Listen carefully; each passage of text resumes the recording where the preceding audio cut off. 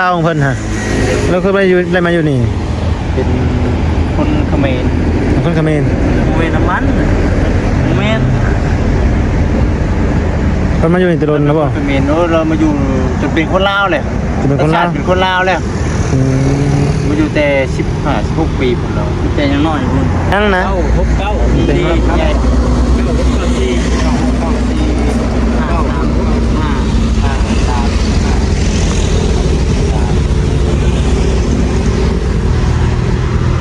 นิดนึงเนาะพออีกคือยังมาถึงลำไส้เลยเนี่ยมาแล้วโอ้ดีเรามาเนาะมาใหญ่เลยนี่นะดี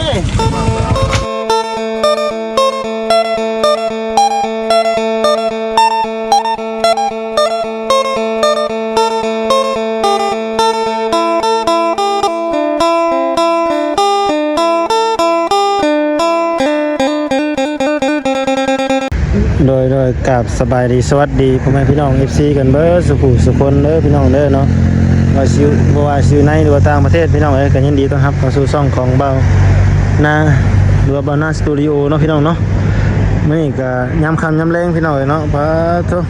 ตอนนี้ก็อยู่ในเวลา5 โมงเด้อพี่น้องเด้อเนาะที่ถนนหนทางอยู่สวนนาเขตพี่น้องเอ้ยเมืองไก่ซอนเนาะคุณมาหาน้องมาดิพี่น้องเลยเนาะมาเยี่ยมมายามน้องมาดิเพิ่นก็เลยมาแวะนี่ข่าวทางเบอร์คำว่าจิตเพิ่นว่ามีคนเขมรเพิ่นว่าเนาะทางบ้านนาเองก็บ่เคยฮู้พี่น้องบ่เคยมาเป็นครั้งแรกเนาะพี่น้องเนาะเดี๋ยวสิพาพี่มาน้องเข้าไปเบิ่งไปชมบอนเพิ่นอยู่เนาะพี่น้องเนาะอยู่พี่แหละอยู่สวนพี่เด้อพี่น้องเอ้ยเมืองไกรสอนแต่บ่เห็นคนเนาะพี่น้องเนาะจักเพิ่นไปใส่คนนี่ก็ได้มื้อนี้ก็มากับทีมงานเนาะมีทั้งบ่าวแสนมีทั้งบ่าวสาลีหรือบ่าวอุ่นเผยบ่าวจิตนำแล้วก็บ่าวคำนำเนาะพี่น้องเนาะหลายคนก็คือสิฮู้จักเพิ่นอยู่ดอกเนาะทีมงานเฮานี่ก็ได้ตอนนี้ก็บ่ฮู้ว่าเพิ่นสิไปใส่เนาะพี่น้องเนาะเห็นแต่เครื่องของเพิ่นได้พี่น้องเด้อมีห้องน้ำมันแล้วก็มีเปหรือว่าอู่เนาะบ้านเฮาเอิ้นอู่พี่น้องเอ้ยแล้วก็น้ำมันมีแว่นเลยยังเนี่ยโซ่บ่เนี่ย ล็อกไว้ดิ ฮะ ล็อกไว้ ลอกยังเนี่ยเกี่ยวไว้ลามคนนะแม่นบ่สบายดีเด้อทั้งหมดจิตเด้อแต่ทั้งบ่คำเพิ่นนะนี่เราเตียงไว้จักฮะมันลอกเตียงไว้ยันเตียงละเฮียบ่เมนเตียงละไผเตียงนี้ทั้งบ่แสนเพิ่นเกมาให้เตียงเพิ่นเป็นทั้งบ่แสนบ่จะมาประมาณบ่บ่แม่นติน้ำมันว่าไปนี่เนาะคือแดงๆว่ะบ่แม่นบ่ใช่น้ำมันมาสิใส่เราเป็นช่างเป็นช่างบ่นี่ก็นี่ยางรถกันนะเนี่ยเนาะบ่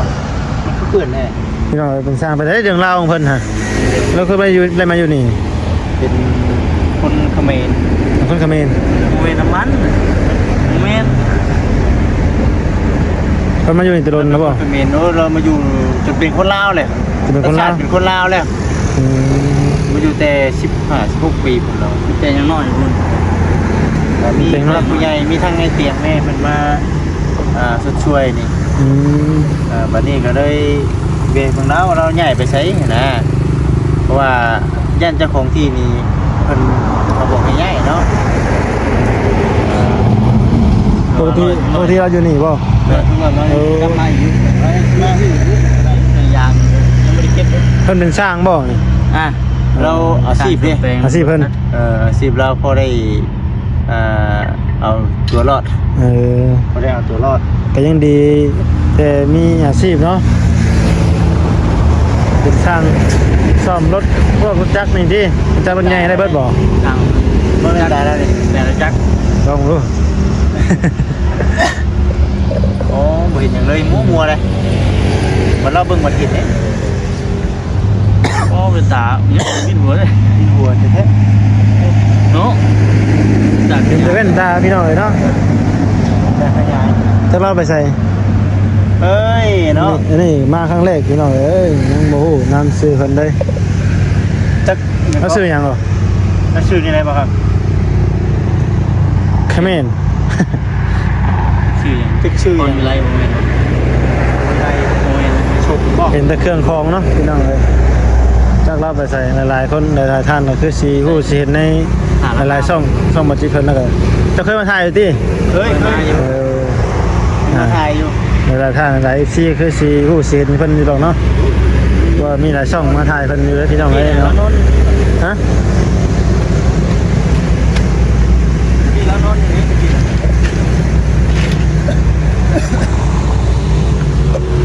ตับนอนอย่างนี้ บุกตอมนอนอยู่นี่เออ อ่านไปง่ายไปไม่ไหวตับนอนอย่างนี้พี่ฮะ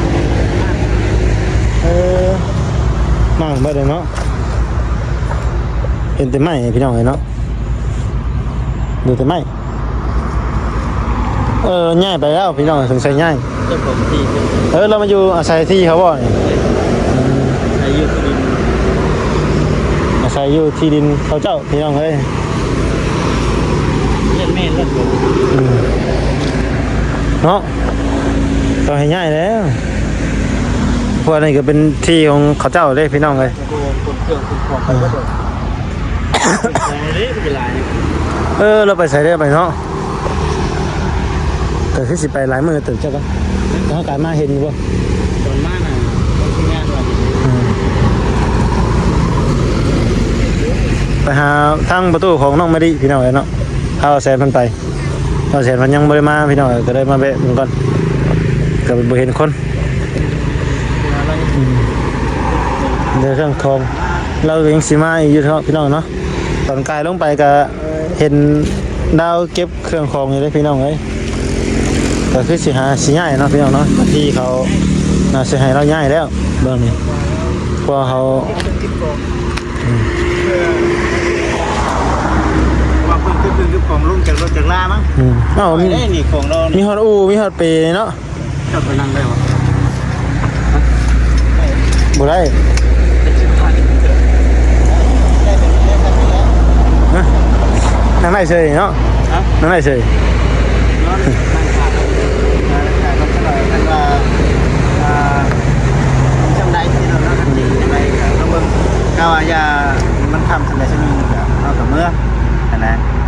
เดี๋ยวเบิ่งก่อน ตอนนี้ก็คำเติบเลยเนาะ แม่นยัง ตอน ว่า กายมาเห็นเราอยู่ที่เนาะ ถึงว่าแต่ว่าที่งานมาอยู่ ที่นั่นมาเห็นด้วย พอดีว่าไปเวียดทั้งลงทุนพี่น้องเนาะกลับมาก่อนกะบ่ได้ถึงนะบ่จิตกายไปนะกับบ่จิตมาหานะพี่น้องเนาะโอ้ย มาผัดบัวเห็นใช่ไหมเนาะโอ้ยว่านามากับบัวเห็นพี่น้อยเนาะมาครั้งแรกกับบัวเห็นครับ มาข้างในบ่เห็นซ้ํติ โอ้ยจังแม่นคุณวาสนาบ่มีพี่น้องเอ้ย พัฒนาบ่มีเด้อย่างว่าเราติดไป ติดป้ายพี่น้องเพิ่นเป็นสร้างได้ ก็มีเบอร์ได้นี่เนาะแม่นบ่ มีเบอร์อีก โอ้ย ลองดู ลงเบอร์อ่ะแม่นว่าเบอร์แล้วนะ เห็นบ่ แม่น จอดยางรถจักร แม่นนั่นแหละ เคลื่อนที่ เครื่องที่ตลอดเข้าโทรศัพท์เพื่อนทั้งหมดเย็นขึ้นทั้งวันเลยเย็นเย็น ฮะแล้วซับเพิ่นทั้งหมดเตียงซื้อให้บ่ เรามาได้แต่เราก็มีเบอร์อยู่เนาะ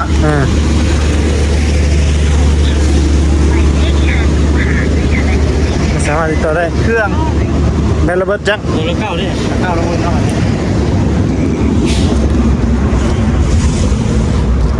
เห็นแต่เครื่องคองพี่น้องเอ้ย เก้า เครื่องคองแต่สิบ่ยั้งนะ เก้าหกเก้าสี่ห้าแม่นเก้าหกเก้าสี่เก้าเก้าสี่เก้าสามห้าสาม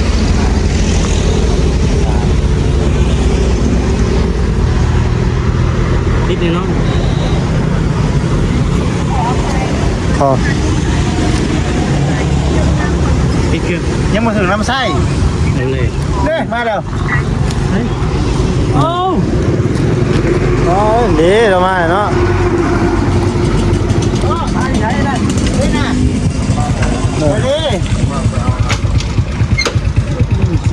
สบายดีสบายดี สบายดี ผมชอบพ่อมาดิ เพราะว่าอยู่นี่เพิ่นประชุมสิกรบัตรเด้พอทั้งผู้นำเพิ่นต้องการขานำเพิ่นบอกมาก มาก นอนนะบอก เป็นของประชุมนะเพิ่นบ่อยากให้ แม่นเข้าไปนอนเพิ่นน่ะสั่งมา เออ เช้าของอยู่ของเช้า เช่านี่นะ เช้า เช่านี่เช่าเอง เองก็นอนเพิ่นก็มองไปเล่นงานมันเช้าไปนอนไป เอาใต้เสียได้ค่ะแบบนี้ เดินมาเดินประมาณ10 โมงถึงหรอก10 โมงก็กลับมานอนอยู่ของเช้า บ้านนี้ก็ ตัวก็ผลิตกาแฟกระเจี๊ยบเล่นเป้าเลยนะเพราะว่าช่วงลักษณะว่าวัดเป็นบุญวันวัดเป็นการเรียนแล้วประชุมแล้วเอาแบบ มาอยู่วันนี้ก็ เขาไม่ได้มาอยู่ชุดวัน10 โมงเป็นเมื่อ อ๋อ10 โมงมานอน เพิ่น 10 โมงเมื่อเขามาเขาตอนเช้าเขาก็มาแบบนั้น อ๋อเพิ่นแค่เพิ่นบ่ให้นอนซื่อ แมนคนบ่อยนอน ๆเออ เขาก็ต้องไปเมื่อเป็นบ่อยนอนก็คุณตาบ่าวนอนคนเล่นมีให้นอนมา เอาเว้นน่ะอยู่ได้เนาะ เป็นอยู่เนาะ อันนี้อยู่เขา10 โมงอยู่ 10 โมง อืม เพื่อบ่ให้นอน อ๋อ แล้วก็คือว่า พี่ไปพุ่นไปยังมันจังหวะ พี่ไปเลยไหมพอในเครื่องทองนี่วิ่งนี่นั่งได้เนาะ นั่งคือแล้วคอยอยู่เคยถามโมยมาสวงมามันออกอาจารย์เคยถามโมยว่าไม่โมเอาเครื่องอยู่นี่ไว้ได้บ่ได้ยุบว่าได้นั่งนี่นั่งเพราะว่ามันมาครับมันสายมันมาจะได้มันอย่างของเราแล้วก็ครับเขาว่าประหยัดว่ามันว่าเขาอย่างผมจะเขาอย่างง่ายเป็นสโลเสลียงเขาเอาไว้ผมเทียบไปเทียบมาเสลียงมันน้ำมันต้องเป็นยาก เสด็จมันอยู่พุ่นเด่นนะโอ้ เราไปเรียกมาประชาชน10 โมงก็ได้มานอนแจ้งมากก็ได้มาสินะเป็นว่าเห็นดีให้นอนเราสิที่บ่แต่เพิ่นได้สั่งมาว่าเพิ่นมาเขาก็ต้องไปตาม เพิ่นยังกระมังมาจังมือแล้วครับ ให้แบบ ว่ามากแต่มากก็เป็น12 กิโลได้ โอ้ เจ้าหน้าที่นี่บ่ยางลงมาบอก เทศบาลนะเทศบาลคน นั่งดีบ่ครับ นั่งพี่นั่งพี่คันหน้าบุญล่มเลย อยู่เนาะโอ้บ่ลองเลย มันเป็นยังไง นั่ง พอเทศบาลมาบอก แทนพวกทักษะในตัวเมืองในตอนนี้เป็นมาบอกกันการผ่าแน่นะคนชอบคนมันจะว่าถ้าว่าตัวสั่งมากมันจันมันบอกมันสูงแล้วต้องไปมากว่ามันแน่นอนนะต้องมีก็ทักษะเพื่อความเป็นระเบียบมันบอกชัดฮะก็ว่าเจ้าท่านบอกแบบนั้น ยังสิกลับมานอนคือเก่าอยู่ เบื้ บ่ องหลังนอนนี่10 โมงที่ก็ได้เมื่อนอนอยู่ห้องไปเช่าห้อง สิให้เช่าตลอดบัด ห้องพักที่นอนอยู่ห้องเช่ามันแต่ว่าอยู่ห้อง10 โมงเมื่อนอนอยู่นอนทุกที เครื่องของที่เฮาเอามาเฮ็ดเป็นที่ได้บ่ป้าไว้นี่ได้บ่ ใส่กระแจคือนี่จะใส่กระแจคือใส่กระแจแบบนั้นนั่น อันนี้รอถ่าลูกค้ามาบ่ นั่นคือนี่เราถามลูกค้ามาก เราเฮ็ดคันเชียวเมื่อเบิดบัด วันนี้ ลูกค้าสินั่นได้เราหาเงินเราเนาะเอาเจ้าก็ไว้หาเงินเนาะ มันมีปัญหาเงินจึงนี่เขาต้องมาจึงอยู่แล้วแต่ว่า10 โมงมันจะได้มานอนคุณนะแต่ว่าเบิ่งก่อนแต่ว่ามันสภาพบ้านเมืองเขามันบ่คัดสนบ่อย่างจริงบางทีก็สิได้นอนคืนนะบัดนี้กรณีเขานอนพวกอยู่นี่ประจำปกตินี่ตามปกตินี่10 โมงเขาปิดบัดนี้ลูกค้านี่เพิ่นว่า24 ชั่วโมงต้องการอย่างใดอย่างน้ำมันอย่างใดเป็นก็มาบุกเฮาตลอดเฮาเลิกมีรับครับ ตอนกลางคืนก็มีบ่เนี่ยโอ้ ตัวเฮานอนประจำอยู่มันเป็นเงินไทยเท่านั้นแหละ อืม ใครเคยบ่จากอยู่บ่ทัน อยู่หลังตลาดละแปด ปกติกลางคืนเจ้าก็เฮ็ดบ่ ไปขึ้นกับเฮาไปอยู่หัว10 โมง ฮอด10 โมง รอ10 โมงแล้วเฮาเมื่อแบบแต่ว่าช่วงนี้นี่ถือว่าเพิ่นได้ใหญ่เพิ่นเจ้านายแล้วเพิ่นสั่งมาเพิ่นเฮามาเองได้แต่ที่เฮาดีแล้วมาที่เฮาก็จะบอกให้ผู้ โอ้ฮู้ได้บัด เพิ่ นี้ น เนาะ เพิ่นว่าเพิ่นมาบอกวันจันทร์เด้วันนี้ทั้งผู้รักษาตัวเมืองเด้เคยเฮาก็บ่ฮู้เนาะรักษาเทศบาลนี่เด้ ระเบียบบ่ เทศบาลเหมือนกับการขาแน่เพิ่นมาว่าสั่งนี่เด้อมีแต่ว่ามาจอดจ้างชื่อน่ะตอนแรกว่าเมื่อนอนเพิ่นบอกให้ชัดคณะเก่า เพิ่นอนุญาตให้แต่เป็นบ่อนทำมาหากินเท่านั้นเนาะบ่อนุญาตให้นอนบ่อยากให้น น้อยอยู่ แบบนั้นแหละมันเบิ่งแต่โบขับในหูในตาโบงามเป็นระเบียบ มันเป็นตัวเมืองเลยเนาะ เราต้องไปเช่าอะไรเดือนนึงป่ะเดือน400,000เอาเป็นเดือนเลยชิปห้องเลยครับนอกนี่แป้วมาไฟอยู่คนละมาเพราะเอามาไฟสาวที่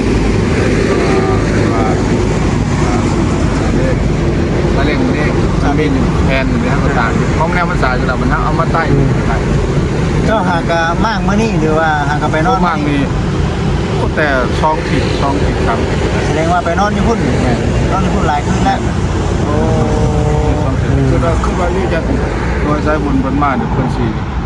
พอเฮานี่จะมาเก่งในเดือนขั้นพอเสร็จแล้วมันบอกเป็นคน เกี่ยวจะง่ายก่อนไป ใช่บ่ได้มา เที่ยวไปหานอนเที่ยวเที่ยวร้อนบ่ บ่บ่ได้ร้อนอยู่เศร้าของเดือนนึง4แสน ไหวอยู่บ่ ก็ไหวอยู่บ่ ไวต้องไวเลยเนาะ บ่ไวก็ต้องไว แม่นเพราะเพิ่นทางการเพิ่นสั่งมาไว้นอนเลยเนาะ แต่ทางการเพิ่นมันเอาเลยมาโมเที่ยวเอาตัวจักรเที่ยวบ่ได้เอาซาเล้งแต่บ่มันนัก เอาเพิ่นสิให้เอาสลิงป้าไว้อยู่ในหน้าอันละห้องหรือบ่ ก็ได้อยู่ก็ไว้อยู่มันเป็นสะดวกอยู่ก่อนเพิ่นก็ฟ้าไว้ครับ บ่ได้ว่าบ่บ่ได้ว่าบ่ บ่ได้ว่ามันก็มีเสาเลยอยู่มี2เอานี่เอาหม้อไฟมาเอาไฟมาใต้ทางเว้นมาสา10 โมงก็ไปนอนเป็นสาเพิ่นส่งมาอยู่ได้อากาศแล้วว่าผู้ใหญ่นะมันสร้างเอาก็ต้องเฮ็ดถ้าบ่เฮ็ดมันก็ปฏิบัติเพิ่นวางมาตรการนั่นว่าหมายเกินมันสุกคันบ่คันกายมันสุกนี่ฮบปัดเครื่องโยว่า โอ้ไปสิเลย มันก็ว่าบ่เชื่อหรอกมันต้องเชื่อเฮาก็ว่าเจ้าแม่นระเบียบกฎหมายบ่มันบ่งามตาได้สิเฮ็ดบทบันทึกว่าบ่เฮ็ดก็ได้บ่เฮ็ดก็ได้เฮาสิปฏิบัติเนาะบ่เฮ็ดก็ได้ ปฏิบัติตามเนาะ แม่นเฮาสิปฏิบัติ อันนี้ก็ว่าเนาะแต่ว่ามี FC หลายๆเพิ่นคอมเมนต์เบิ่งเด้อบ่สิเด้อกันที่ช่วยเหลือเราว่าซั่นแต่ว่าในความคิดของเจ้านี่เจ้าอยากไปกลับคืนประเทศเก่าอยู่บ่ ก็คือ บ่ขึ้นเนาะ FC เพิ่นว่าเดี๋ยวเราก็ไปอยู่ประเทศลาวพุ่นแล้วว่าซั่นบ่ขึ้นเนาะบ่ขึ้น เห็นเมื่อ ตันเลยเด้อ เห็นเมื่อกับพ่อผมเป็นที่ก่อนนี่เนาะ บ่มีญาติพี่น้องเนาะ บ่น้องเฮาก็บ่ได้พัวพันกันหล่นคนสิบ่ฮู้จักกันนะเขาก็บ่ฮู้ว่าจักเฮาอยู่จุดใดเขาก็บ่ฮู้ เจ้ากล้าว่าสิเมื่อถึงอยู่บ่นี่ ก็บ่ได้ฮู้จักคนน่ะไปถามบ้านก่อนแล้วจะเข้าอยู่ไสๆก็ไปหาบ้านก่อน ไปตาโค แต่ว่าในคุมคดีคือบ่ไปแล้วเนาะ บ่เหมือน บ่เมื่อแล้ว ดูแบบนี้ครับ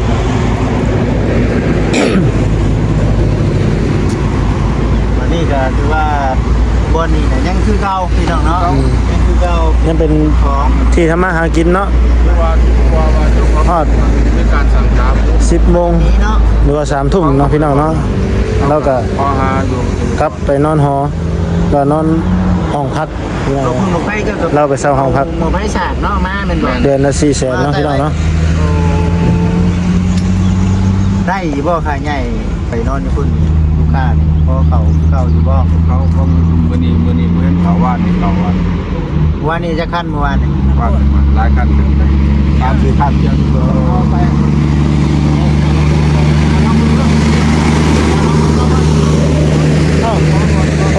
ในห้องเขาก็มีตู้เย็นให้นั่นอยู่บ่มีตู้เย็นให้ใช้พี่น้องเอ้ย ใส่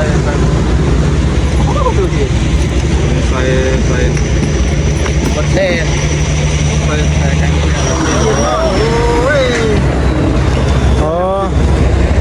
เป็นน้ำกินเนาะ ใส่น้ำเพื่อเขาสื่อการขายมีคนลบ เอาลงให้เพิ่นนะเอาลงให้เพิ่นนะ ก็สื่อขาย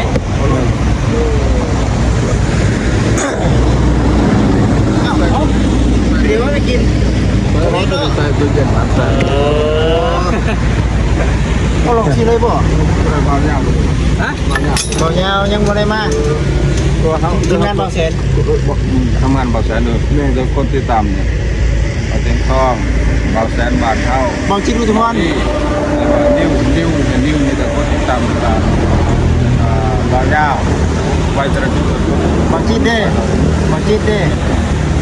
ค่อยนี่แล้วบ่จิตนี่มันก็จะกด กันอยู่บ่เบิ่งให้เพิ่นก่อน กดเลยไล่พวกนั้น นี่ชื่อนี่เลยนี่บ่จิตอุทุมพร เห็นแล้ว เห็นอยู่บ่ ยังบ่ทันได้กดตัวนี้ เห็นอยู่ เดี๋ยวติดตาม แม่นบ่ทันได้กด มาเบิ่งเพิ่น เจ้า เนาะ ลอกที่เลยบ่ แม่นลอกถึงวิลาเข้าไปสิเนี่ยเขาลอกแบบนี้แหละ มันเส้นเท่าไหร่นี่ ถึงตัวนี้นี่ซื้อบางว่านนี่ซื้อบางว่านนี่ซื้อบางว่านนี่6เซนนี่7แสนครับแต่ว่าเขาบอกเขาลงเก่งอยู่ในจังหวัดในบ้านเนี่ยรายละเอียดว่าในช่วยเรือเขาเบาขึ้นประตูเป็นยังแต่ว่าบริเวณมาทางเรื่องนั้นเขาเบาขึ้นเพื่อมันจะช่วยโทรศัพท์แม่นโทรศัพท์ก็มันช่วยเนี่ยเขาทำเป็นการช่วยโทรศัพท์เนี่ยบางแสนแล้วบางเท่าเดี๋ยวรถแถวที่ใส่กัน อันโทรศัพท์เป็นของทั้งไอเตียงบ่ แต่ว่าเงินแต่ว่าสายบนคนช่วยเรือทั้งหมดถึง2 ล้านปลาย2 ล้านปลายเขาไปต่อยอด ของยอดนะ ต่อยอดที่ว่าไปซื้อยางใน100 เซนเลย100 เซนเนี่ยเป็นเงินแต่ว่าทั้งบุญช่วยเหลือเนี่ย2 ล้าน 4 แสนวันนี้เข้าใส่ลูกค้าเนี่ยเซนหนึ่ง60,000ตกเท่าไหร่100 เซนเนี่ยตกเป็นเงินเท่าไหร่6 ล้านเนาะ6 ล้านเขามาลบออก2 ล้าน 4 แสนนะก็ถือว่ายอดกำไรจากต้นทุน ล้านปลาย ของ2 ล้าน2 ล้านบ่3 ล้าน6 แสน3 ล้าน6 แสน 3ล้านปลาย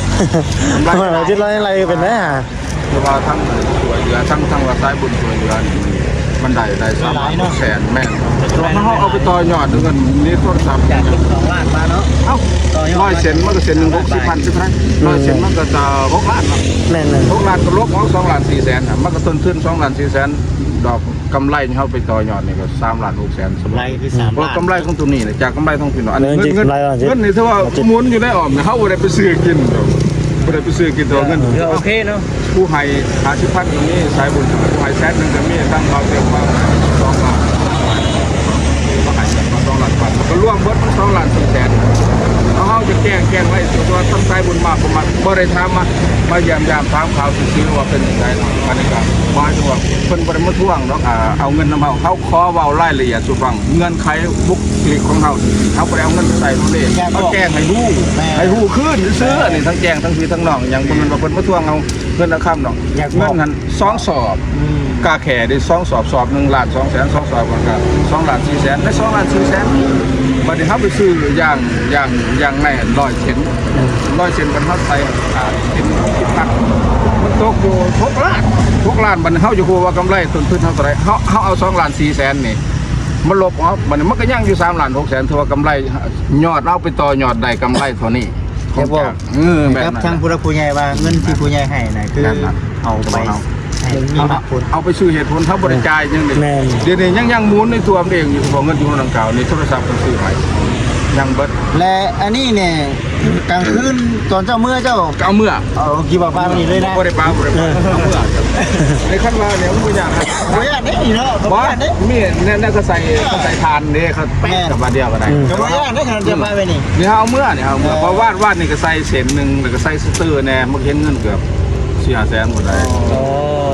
ทำตอนเว้นนี่เขากับเราก็สิแบบนี้เนาะ เราไปซื้อเนี่ยเขาไปซื้อนะเขาไปเดี๋ยวเขาไปซื้อเขาไปแต่ว่าเขาเอาไปมันจะยากเลยเขาเอาไปเขาไปใส่เบรกเวลาเขาเอาไปมันก็ย่อไปมันง่ายนี่มันยากหน่อยเอาไปหมดเลยถือว่าเราเก่งพี่น้องเนาะ ได้เลยเชื่อได้พี่น้องเด้อเนาะกับคิดซีผู้เรื่องราวของทางพ่อคำพ้นพี่น้องเนาะเราเป็นชาวเขมรเด้อพี่น้องเด้อเนาะแต่เรามาอยู่ประเทศลาวแต่ล้นแล้วพี่น้องขณะที่เป็นคนลาวแล้วล่ะเนาะอะไรกับฝากพี่พังนอกฝากอีซีทุกคนนะพี่น้องเนาะคอยเป็นกำลังใจแล้วก็คอยเบิ่งคลิปในทางบาหน้าเนาะพี่น้องเนาะนะเป็นจังไดก็ถ้าผิดพลาดประกันใดก็ขอโทษขออภัยหลายๆเด้อพี่น้องเด้อเนาะนะจังไดก็ทางมาหน้าเองก็สิจบคลิปก่อนเด้อพี่น้องเด้อเนาะครับบ้านก่อนมื้อนี้ก็4-6 โมงแล้วพี่น้องดูว่า4-6 โมงแรงเลยเนาะอันจังไดก็ขอกล่าวคำว่าสบายดีเด้อพี่น้องเด้อเนาะสำหรับคลิปนี้เนาะสบายดีโดย